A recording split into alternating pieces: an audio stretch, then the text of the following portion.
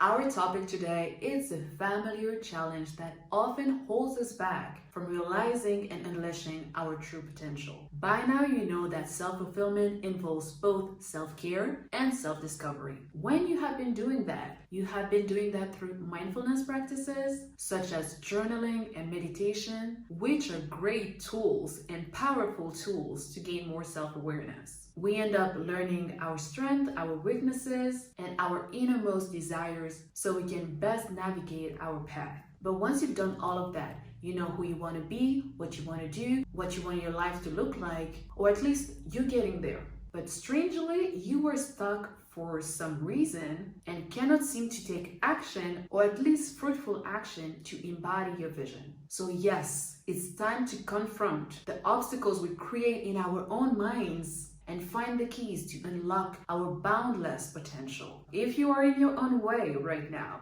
let me give you some tips throughout this video so you can get out of your own way and unleash your full potential. Welcome to Conscious Matters. I'm Melissa. On this channel, I talk about conscious living through empowerment and holistic wellness, especially mindfulness. In our relentless pursuit of self-fulfillment, we often stumble upon one of the worst adversary ever. Did you guess which one it is? No? Negative thoughts and self-doubts. Yes, those again. These mental barriers can paralyze us, leaving us in a constant state of hesitation and insecurity. I made several videos around negative thoughts and negative thinking, and also a video about self-doubt. But in a nutshell, self-doubt often, if not all of the time, has its roots in our past. Perhaps born from previous failures or from our habit of comparing ourselves to others. If it's something that you deal with every single day and that you have the hardest time overcoming, I invite you to watch these videos to get more insight, tips, and guidance to navigate through them. But one thing that helps is reminding ourselves that we are not alone facing these self-doubts and negative thinking patterns. A lot of people, I don't want to say the majority of people are, but a lot of people are, myself included. But it's about having a constant mindful practice to overcome them and emerge victorious. Because self-doubt and negative thinking can be conquered. They are not the end for us. Through perseverance, self-compassion, and belief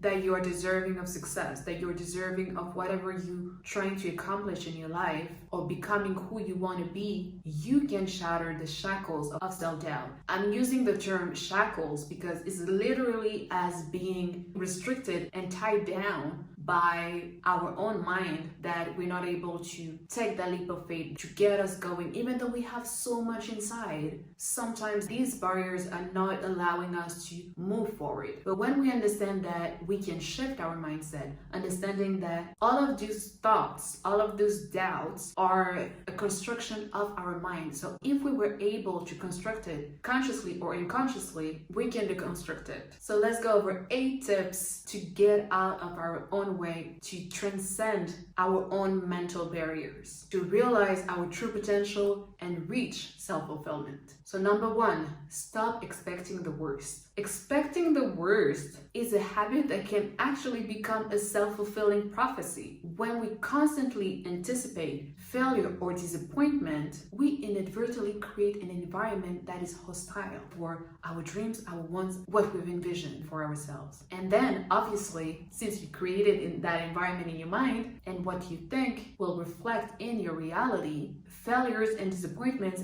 will happen inevitably. The power of positive thinking, positive visualization is extremely important. I've been saying that many times. I even made a video solely about positive thinking, but it cannot be overstated. By envisioning success, by, yes, being delusional sometimes. Like, don't be afraid to be delusional. I mean, with discernment, of course. But by doing that, we instill confidence within ourselves. And when we're confident, what do? We take decisive decisions and we take action that lead us closer to our goals. So let go of the worst case scenario. Let me scratch that. Sometimes it is useful to use the worst case scenario to practice that worst case scenario exercise. I will call it an exercise because when you use it mindfully and writing all of the worst case scenario that can happen to whatever situation you're in, you will realize that there is a very, very little chance that this worst case scenario will happen. So then you're able to fully let it go. But when it's not done mindfully like that, as okay, I'm doing that in order to release my fear or my stress or my frustration around what's gonna happen. But apart from that specific use of the worst case scenario, let go of your habit of expecting the worst. Start painting the canvas of your future with optimism, with positivity, with abundance, with good things happening to you. That leads me to number 2, overcoming the fear of failure. Beyond self-doubt, the fear of failure can shackle us. By using number 1, using more positivity, by letting go of the worst case scenario, here, use positivity again to release your fear of failure. What I mean by that is to reframe failure as a vital learning experience, just a stepping stone towards success. Countless individuals, particularly the most successful ones, have faced numerous setbacks before achieving success and greatness. It takes a lot of falls in order to rise up much stronger. So when you start seeing failure not as a defeat, not as I'm terrible, I'm so bad, I'm dumb, I cannot do anything right, but seeing it as a lesson, as something that you didn't know before, so now you can either do it better the next time or take it as a blessing because now you've redirected to something that feels much more aligned with you or someone that is much more aligned with you. It all comes down to embracing the wisdom, I would say, that growth and success emerge from failure. You cannot grow and be comfortable at the same time. You have to get out of your comfort zone, which means in the unknown. And when it's the unknown, you tend to make mistakes, fail, and then that's how you learn and you grow from it. Talking about the unknown, number 3, embracing change and adaptability. To get out of your own way, you've got to embrace change and be adaptable. Change can be intimidating, it can trigger us in some ways, it can make us run the other way. Being like,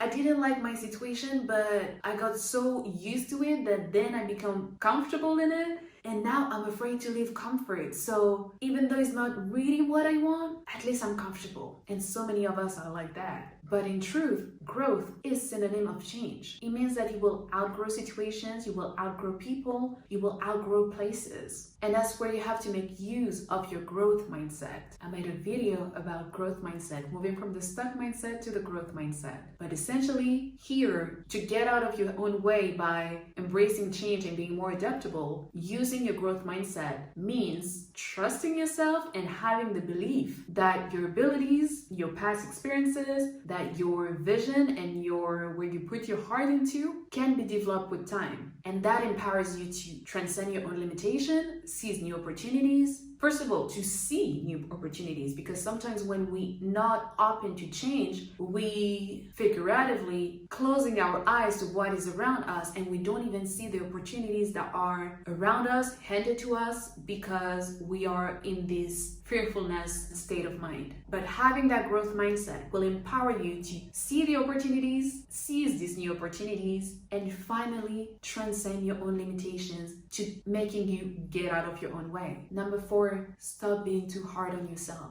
Our inner critic is that relentless voice within. Our inner voice is made of our intuition and our inner critic. Our inner critic wants to protect us, but it gathered data about ourselves from our past. But today, we're not in that same situation. We're not in the same state of mind. We are not necessarily with the same people around us. So the advice that was useful to apply in the past to protect us is very often expired and not pushing us to be who we want to be, becoming our true self, unleashing our true potential, and reflecting in our reality all of the amazing things that we have inside of us. And that's when our inner critic becomes our worst enemy. It criticizes our every move, casts doubts on our abilities and achievements, and nourishes that self-doubt, that negative thinking patterns that we might have. But here's the truth. The inner critic does more harm than good. It fractures our self-esteem and stifles our growth. The journey to self-respect and self-fulfillment starts by taming that inner critic. And how do we do that? How do we stop being so harsh on ourselves?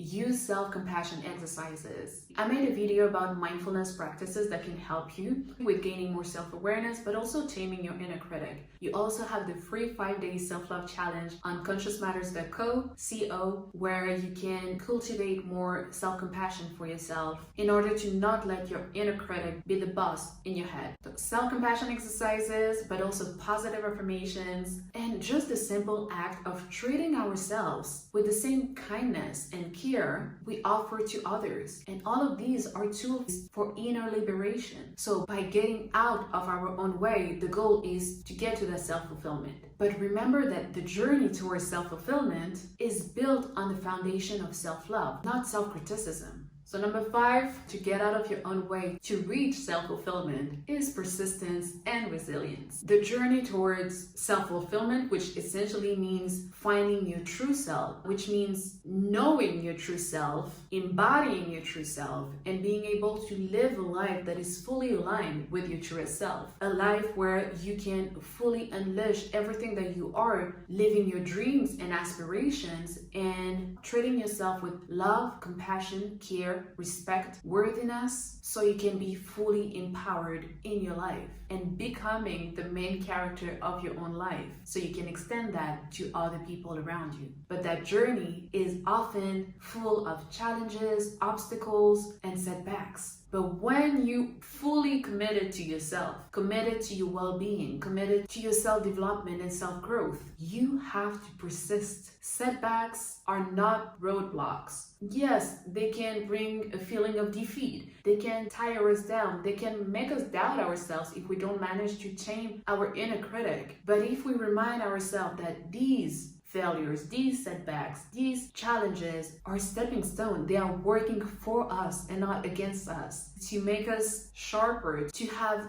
better tools to attack the situation so much better afterwards. Talking about attacking a situation, number 6, to get out of your own way, taking action and avoiding procrastination as much as possible. Procrastination is the thief of time. Action is the only catalyst for change. We can learn, we can study, we can talk to other people, we can read so much about a topic, but as long as we don't take action, it's just gonna be stuck here and maybe in our heart as well. But if we want it to materialize in our lives, we need to take action. Intentional, consistent, and deliberate action towards our goals. I know procrastination is so loaded. I think it's a subject on its own. Procrastination only delays your destiny. If it's meant for you, it's gonna happen. So why not doing it now? But to do that, in order to avoid procrastination, because as I said, it's so big and so loaded with so many underlying and oftentimes unconscious layers within us, it leads me to number 7, dream big. And if you think that you dream big, dream even bigger, because we tend to limit ourselves. Have grand aspirations. But the thing is with grand aspirations is that it makes us go back into our fearful state of mind. Oh my God, this dream is so big, or this goal is so big. The situation I am right now is not that good, but at the same time, I got used to it. I'm comfortable in it. So maybe I should not trade my comfort and stay here because I'm scared. Because I feel like maybe I'm not capable. Maybe I'm gonna fail. Maybe it's too much for me. Maybe I'm fooling myself.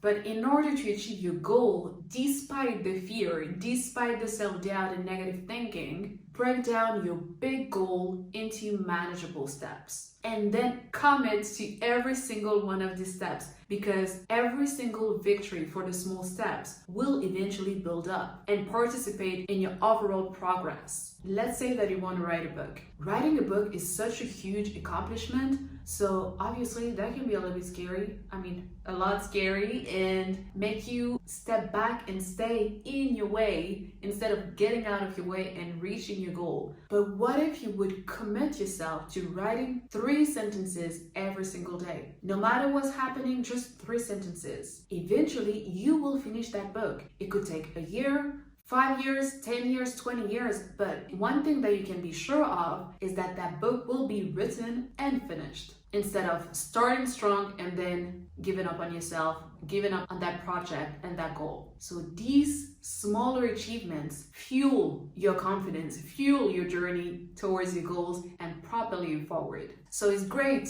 to have goals, to take small steps, so on and so forth. But number 8, commit to your vision and go for it. Instead of moving through life as if we were figuratively blind, directionless, just going through the motions, what happens, following other people's words and directions for our own lives, what about creating a vision for yourself? Having a vision, a direction for yourself will empower you and will help you to get out of your own way and reach every single one of your goals. However, setting a vision requires deep understanding for yourself. That's why self-awareness is at the core of everything. You have to be clear on your values, your strength, your weaknesses, your passions, and your long-term goals. When you have clarity about your vision, it becomes your North Star in a way, guiding every single decisions and actions you take in this life. But again, a vision without action is merely a daydream. So go for it with unwavering determination to walk your talk and get towards your direction. Go and chase your dreams, no matter how crazy and wild they might seem right now. Just think about all of the inventions that we have today that were most probably very strange and wild when they were in the idea stage at the time that they were created. Think about your phone, your computer, the light, and so many incredible things. And just as a bonus, because 8 is not enough, we always have to do more. Seek support and mentorship when you can. No one in this life walks this path alone. If you admire someone who's doing what you envision yourself to do or to be in the future, connect with that person, network with the community, so you can have a supportive network that encourages your growth. And it's also great to bounce off ideas and also to get more inspiration and opening your mind to new possibilities. So as you can see, it is possible to get out of our own way. It is possible to break down the barriers we created within ourselves, preventing us to move from where we are to our self-fulfillment. Remember that in order to get out of your own way, you have to demonstrate growth and courage that will lead you to the realization of your dreams. Share in the comment section if you are currently getting in your own way and with which steps you're going to start first to get out of your own way, to reach your self-fulfillment. Don't forget to like, comment, and subscribe. And as always, stay true, keep showing up for yourself, and let your soul lead the way.